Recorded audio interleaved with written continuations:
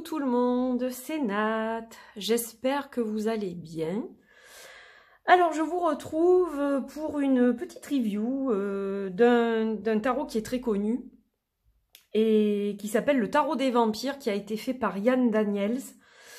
Je vais vous montrer aujourd'hui la version espagnole, qui est peut-être la moins connue de toutes les éditions. Il est sorti chez Ada, je crois, en français, donc je l'ai eu en français. Et je l'ai revendu, je crois, il y a 2 ans, il me semble, quelque chose comme ça. Parce que à ce moment-là, j'avais pas vraiment de connexion, en fait, avec ce tarot. Donc je l'ai revendu. Je l'ai eu d'abord en anglais, en fait.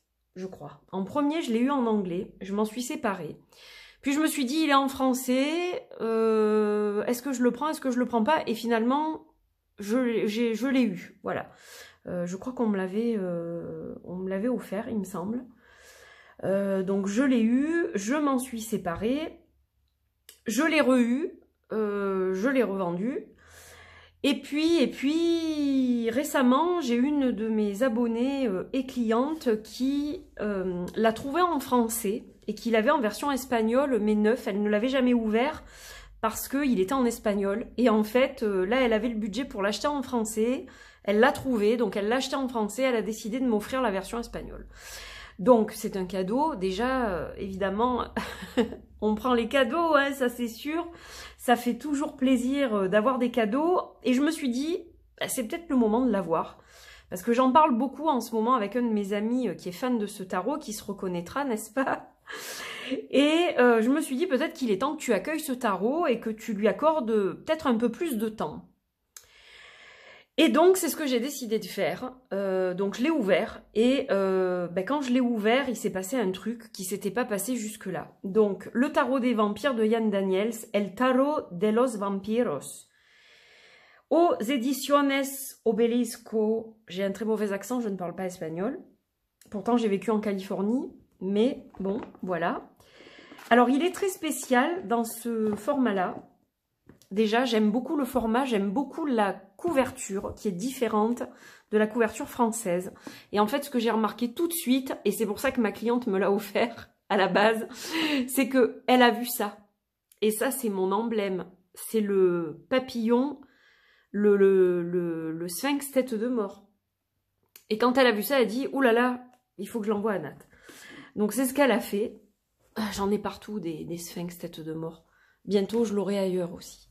Je n'en dis pas plus. Mais voilà, bref. Donc, j'en ai là aussi. Hein, voilà, la collection de Moth. Et donc voilà, ce tarot est arrivé hier. Donc, je l'ai ouvert. Et quand je l'ai ouvert, j'ai été ébahie. Voilà, donc je vais vous le présenter. Je sais qu'il est vu, archi-vu. Mais bon, voilà, si vous connaissez pas cette édition, on va la regarder ensemble. Alors, je sais pas pourquoi. Ah bah oui, parce que je l'ai mal mis le truc. Donc voilà, normalement, ça arrive comme ça c'est pas censé s'ouvrir. Mais en fait, c'est parce que j'ai plus les cartes dedans, elles sont là. Donc, je vais vous montrer ça. Auparavant, regardez la magnifique illustration de Yann Daniels, qui est signée. Hop, voilà, que j'ai décidé d'utiliser exceptionnellement comme un tapis aujourd'hui.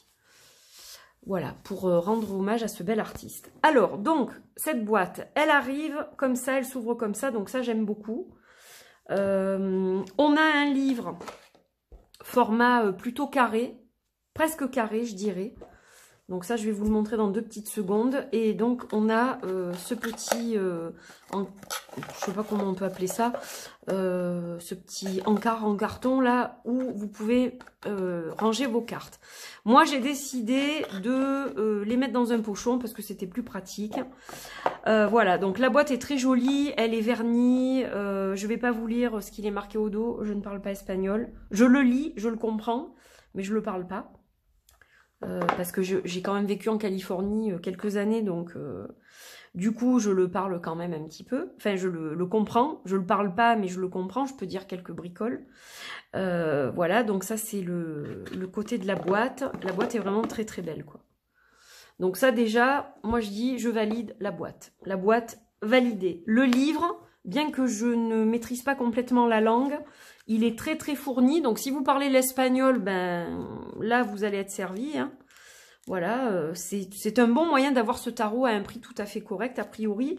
Il est toujours édité et il coûte moins de 25 €. Donc voilà, juste pour info. Donc la couverture là aussi est très belle, je crois qu'elle est différente, hein, il me semble, du livre français. Tout est différent, le format, etc.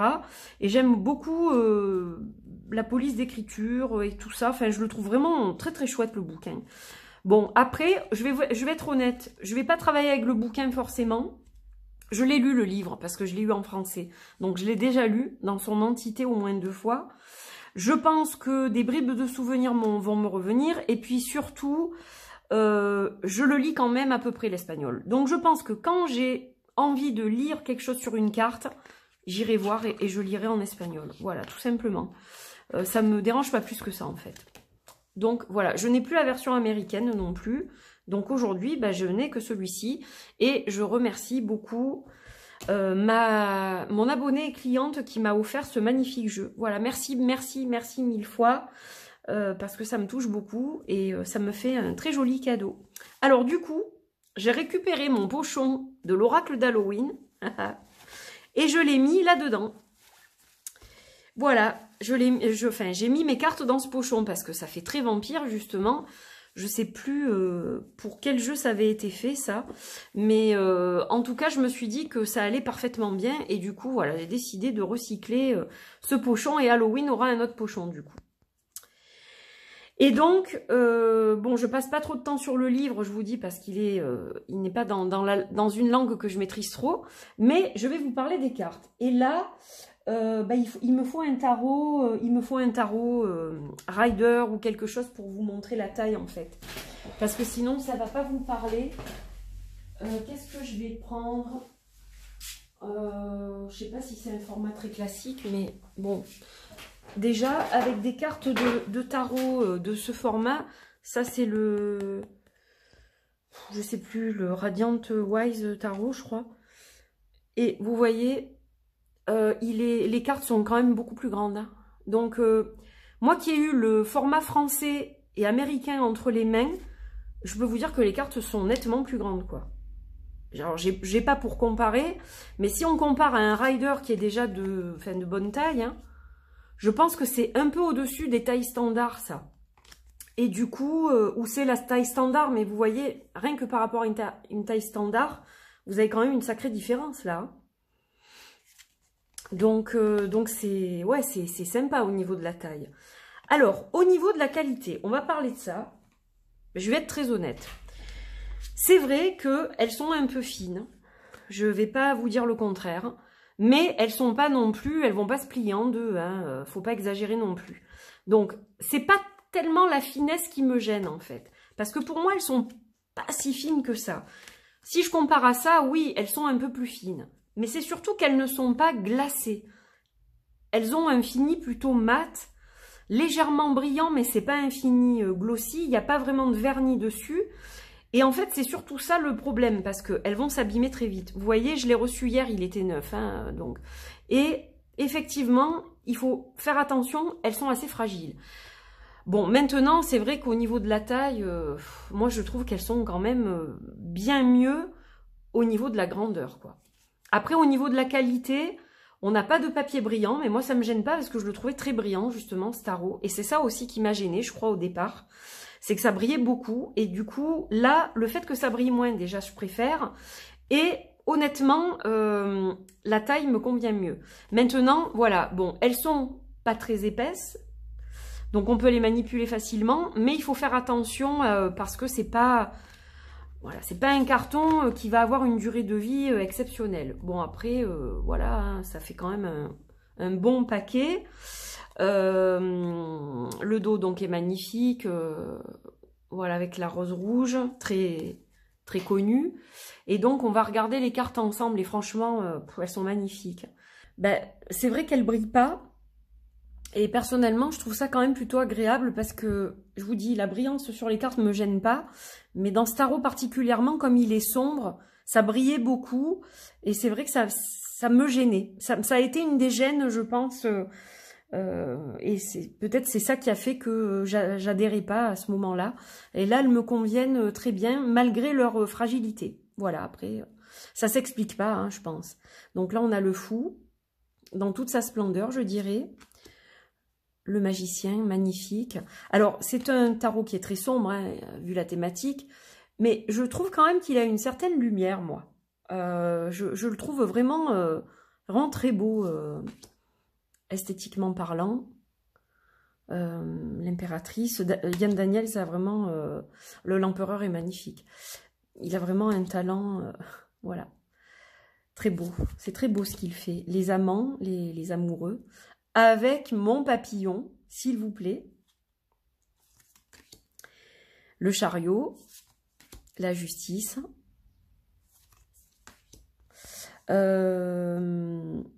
L'ermite. Donc on a en théorie le chariot, la justice en 8, en théorie. Mais comme il n'y a pas de numérotation, faites un peu comme vous voulez. Hein.